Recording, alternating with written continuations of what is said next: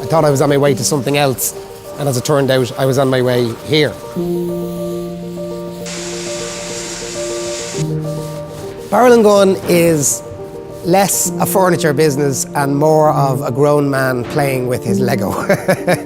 We make vintage industrial furniture. It's a blend of steel and wood, and it's meant to be a contradiction to current trends in furniture. So everything now is flat pack, everything is supposed to be kind of temporary, because when you get tired of it, you can throw it away. And I like the irony in taking something that has been thrown away and making something that will last forever. The way we treat the wood that we incorporate into the furniture. It's a Japanese method called shosugi-ban, or yakisugi, which has become quite popular over the last few years. The method is about 400 years old. I came across it when I was in Japan. I lived in Kyoto near the foothills of Mount Hiezan, and an awful lot of the houses in Kyoto itself, and especially in the more traditional villages, are black. And I used to think it was a resin, or maybe that it was a dye or a stain that they used, and it was only at a fire festival that I found out it was actually they char the wood. It makes the wood essentially fireproof. It's very difficult to set fire to something that has already been partially charred. It's a natural waterproofing, a natural pesticide and a natural fungicide, and it looks stunning. I was an exchange student in Dublin City University and studied Japanese and international business. And I was just a pretty shit student. I ended up leaving college and going to work in an Irish bar, weirdly, an Irish pub in the heart of the geisha district in Kyoto.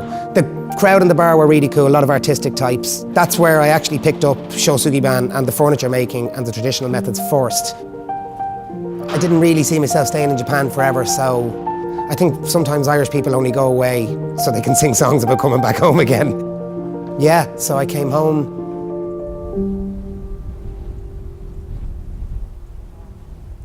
I probably should have read the newspapers a little bit before coming home, because Ireland was just starting into one of the worst recessions in its history. It was just tough finding work, finding somewhere to live, and you just kind of had to go back to what I did as a child, which was working with my hands. And all I had at the time was kind of cheap materials, and I started making furniture, mainly for myself more so than for sale, actually. It was to furnish my own house. And as that furniture got popular, that was when I kind of realised that there might be a business.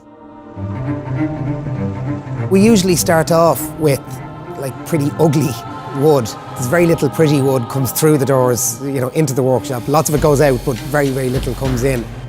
We cut it, size it to whatever we need, and then that's when the kind of fun stuff starts. That's when you start burning it. You do tend to get lost in it and lose time in it, but that's the part where it's more of an art and less of a science.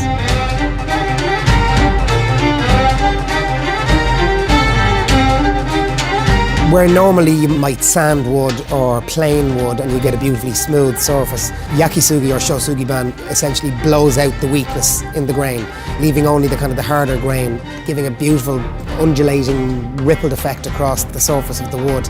Deceptively smooth, it tends to look rougher than it is, so you get to keep the memory of the wood and the story of salvage timber where it looks rough and has character, but to the touch is just like silk. Lovely cedary smell, isn't it? It's lovely. It's gorgeous. It's never about just one person.